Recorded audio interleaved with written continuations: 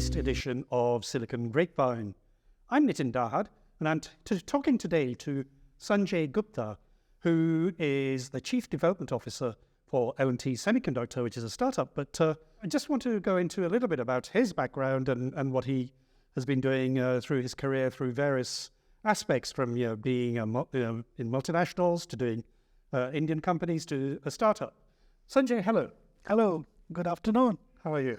I'm doing wonderful. Good.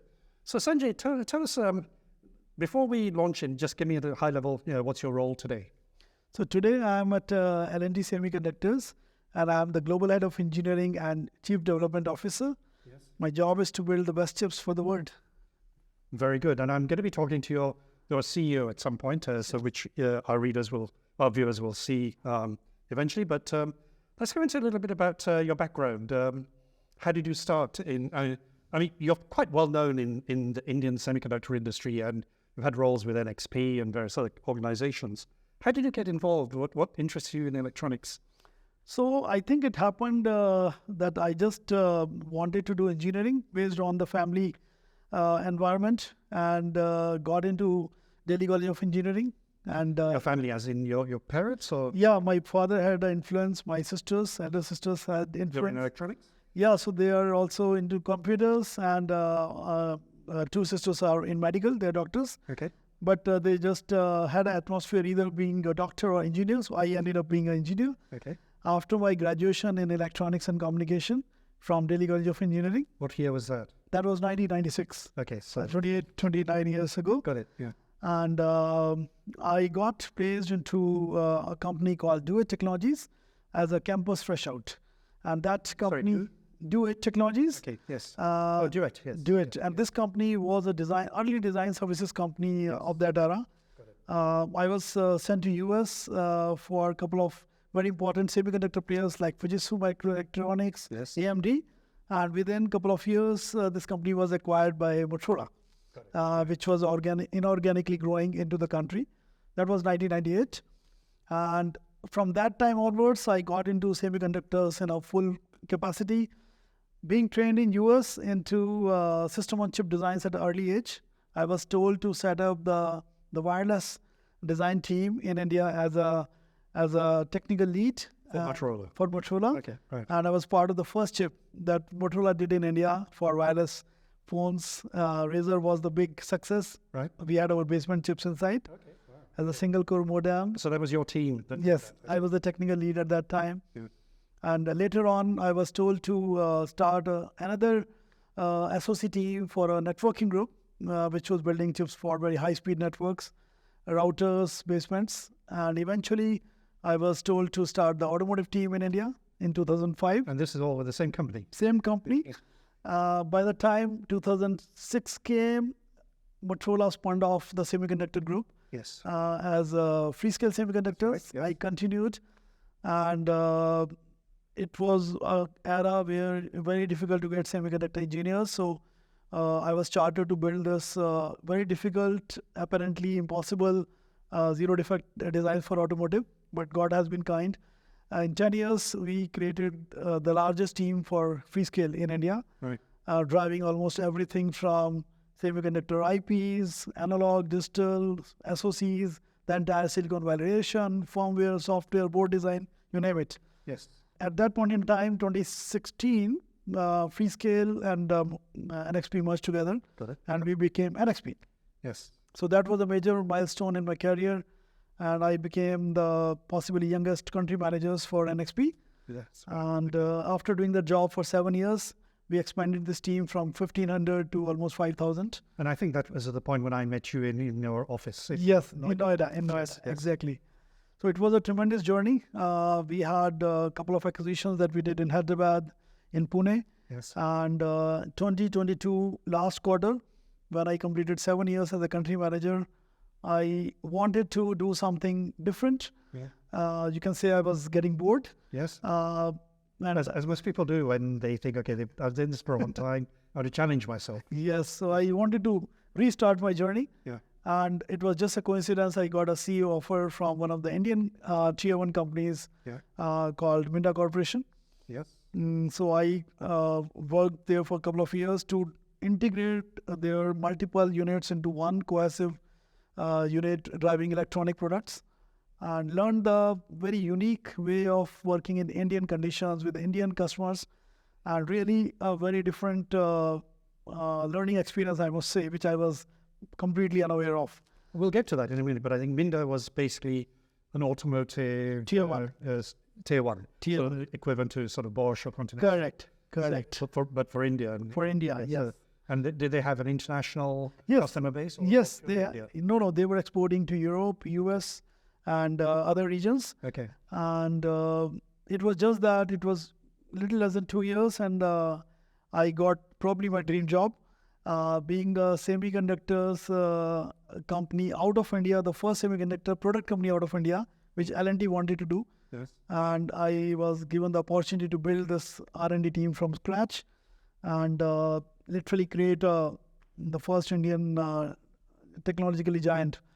So I mean, your role is all very much like an open book here, where you can do whatever you want. You've got carte blanche, within reason. You've got mapped out certain verticals you want to target, and you're looking at the horizontals. But you're saying, okay, we're going to develop, going in line with a lot of what India is trying to aspire to, which is develop the first, not first, but one of the companies that can develop an Indian SoC, SSP, targeting a global market. Absolutely. I think it's honestly a dream come true, because we always used to hear from government about the promotion it is giving to semiconductors as the next oil.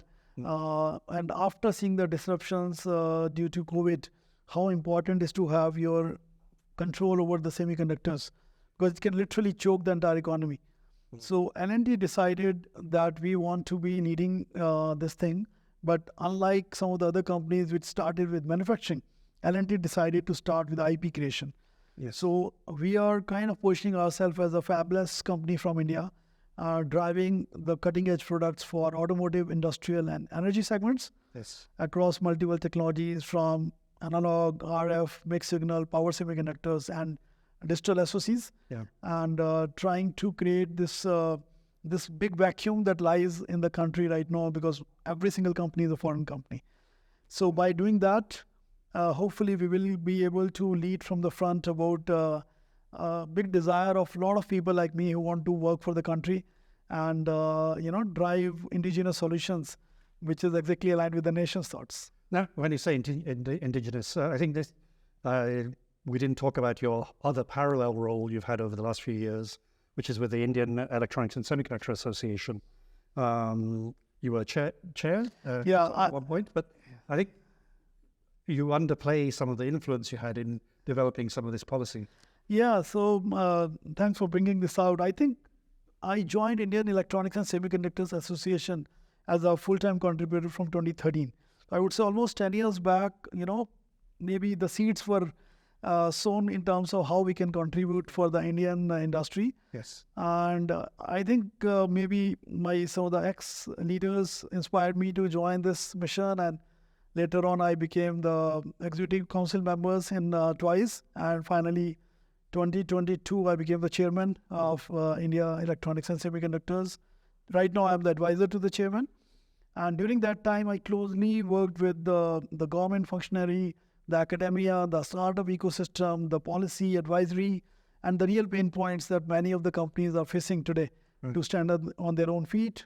A lot of times there are so many good policies, but the information sharing or the awareness is not there. So how we bridge this gap between the different entities? A lot of times academic institutes want to do great, but they don't know how to connect to the right resources. And I think I closely saw that as part of IESA.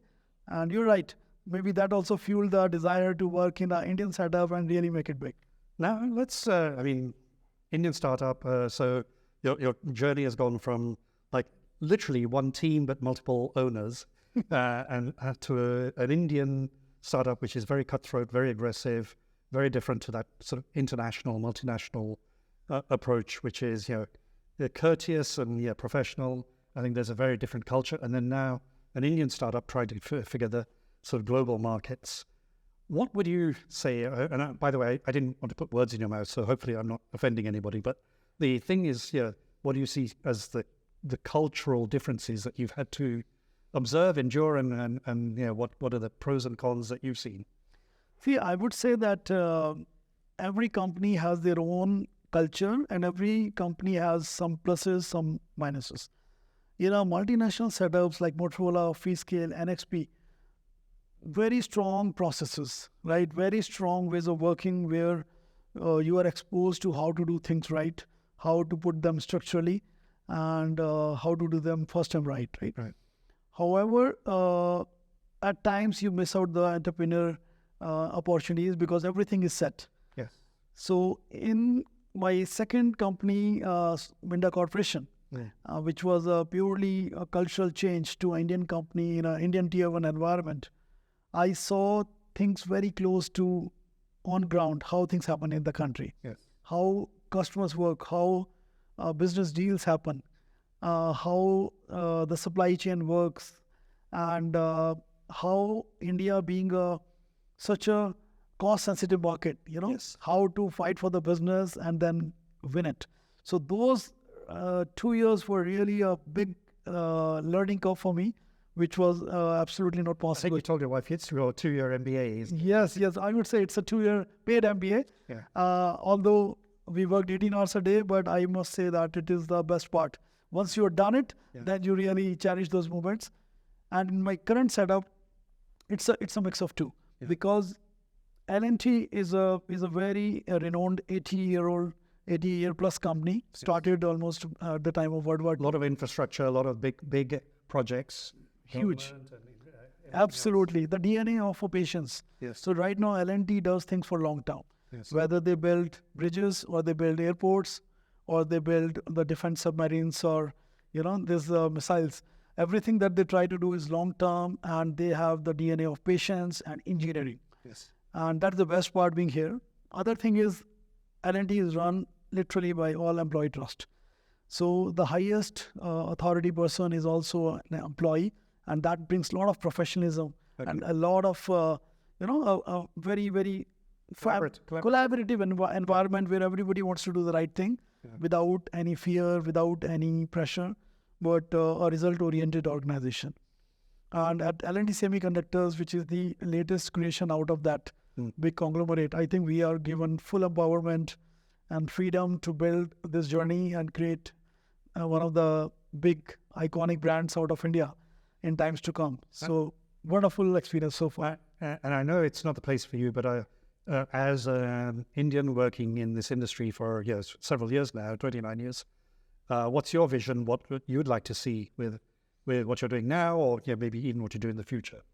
So I would like to see that, first of all, L&T Semiconductors become a role model company for whole country, that you can venture into extremely complex, high technology areas and be successful, because eventually it is the Indian talent, that is renowned across the world for making things happen. Exactly. And today, if you look around all major companies, Indian talent is doing wonders there. So I have no reason to believe that 5 years down the line, we will be a name to reckon with. 10 years down the line, we'll be competing among the best of the best. And the second message is to all fellow Indians that cherish your dreams and look out for opportunities where you can kind of, realize your real passion and go after it, because sky's the limit in India at the moment.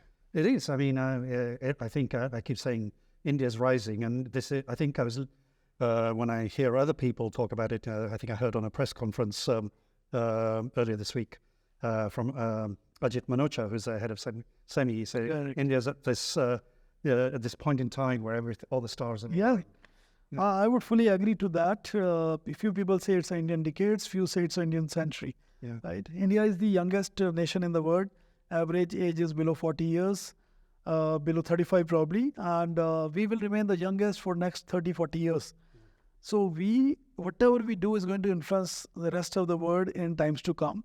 And I think there cannot be a better opportunity where everyone is aligning, academic institutes are aligning, government is aligning, industry is aligning.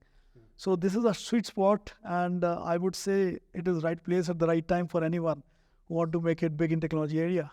What's been your biggest learning through your career?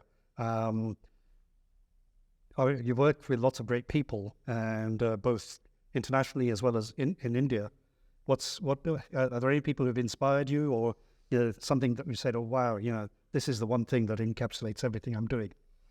Well, I think I'm inspired by a lot of my ex leaders, Yes. where I was lucky to work under, Yeah. and I mean, in particular, there are people from Motorola, there are people from NXP. Yes.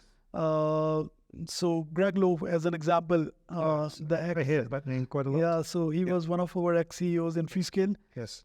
I learned, how you have, irrespective of your role, how you connect with people at all levels and create take everyone together for a mission and make the mission bigger than life. Right. That's what he taught, humbleness and leadership lessons. I learned a lot from my previous manager in NXP, Lars Trigger. Yes.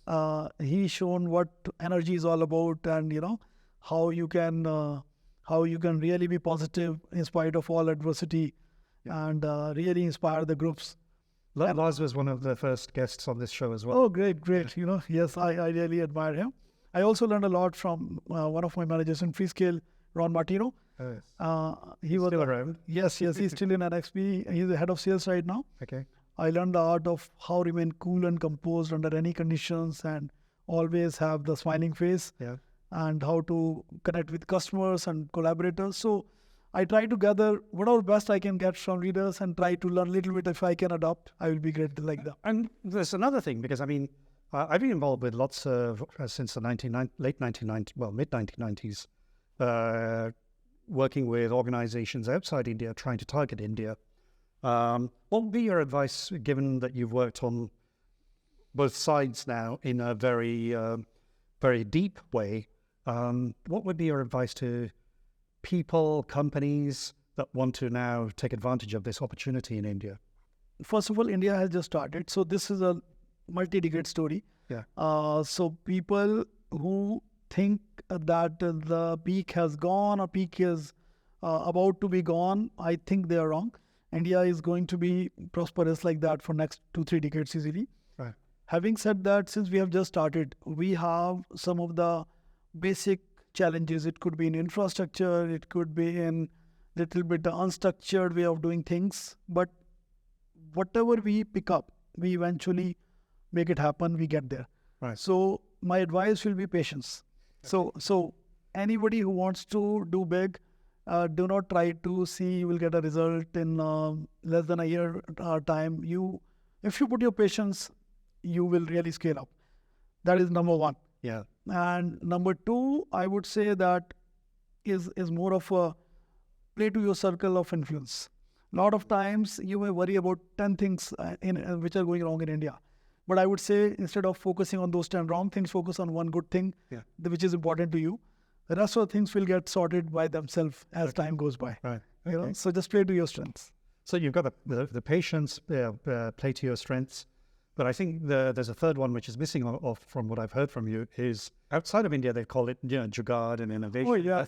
I think you also need to understand how to navigate the different ways people do things. Yes. I think that is a very important one, that if you want to copy a style from US or Europe, it may not work. Yeah. Because A, we are a different geography. B, we have a demographic profile different. C, we are a cost-conscious country at this point in time, right? Our per capita is still 2,500 versus, say, much higher, 50,000 or 80,000 in other countries, right?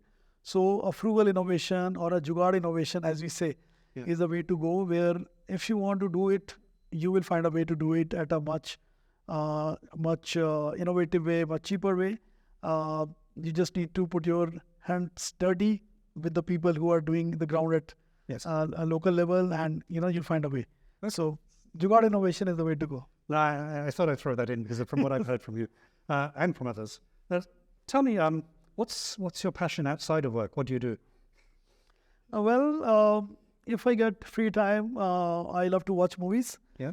I will Hollywood, or both. everything? Both. Okay. So if I'm at home, Netflix is my friend. If I don't want to watch movie, YouTube is my best friend, because you can watch every knowledgeable video today, whether it is business, whether it is technology, or it is sports, right? Yeah. So, and the best thing is things keep coming once you start, right? So this is your best pastime.